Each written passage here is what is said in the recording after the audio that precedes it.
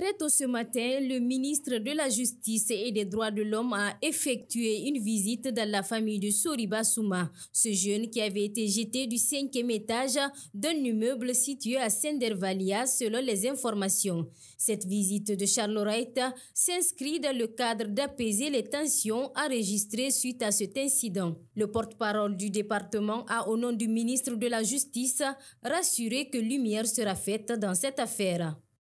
Devant cette famille, le garde des Sceaux a donné des assurances en ce que la justice suivra son cours normal.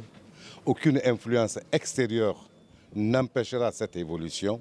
Après cette visite inattendue, le ministre de la Justice et des Droits de l'Homme s'est aussi rendu à l'hôpital sino-guinéen pour s'enquérir de l'état de santé de l'ex-président de l'Assemblée nationale. Au sortir de cette visite, le garde des Sceaux s'est montré rassurant quant à l'état de santé de Amadou Damaro Camara.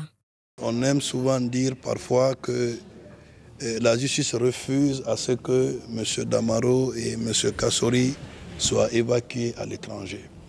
J'ai eu une discussion avec lui. Il a dit un mot qui m'a beaucoup touché. Il dit, monsieur le ministre, quand vous êtes là, ça me donne l'espoir. Quand vous disparaissez, je perds l'espoir. Pour moi, ça veut dire tout. Vous avez vu Sekouya Yabari. Il a été évacué, même si après, il a pris son manteau de politique pour se promener. Mais ce n'est pas une jurisprudence qui fera qu'on va empêcher des personnes dont l'État nécessite, sur la base des rapports fiables, dressés par des médecins, qu'ils ne puissent pas bénéficier d'un droit à un soin adéquat par rapport au mal qu'il a.